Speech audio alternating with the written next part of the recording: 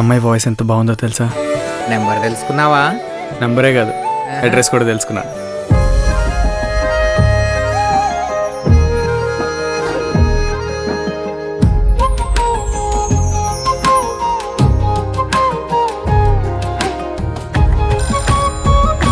ఇంతకుముందు చాలాసేపు ఫోన్లో మాట్లాడేవాడు కదే, ఈ మధ్య ఎందుకు ఇంత తక్కువసేపు మాట్లాడుతున్నాడు అంటున్నావు? విషయం ఎంత దూరం వెళ్తుందో ఏంటో.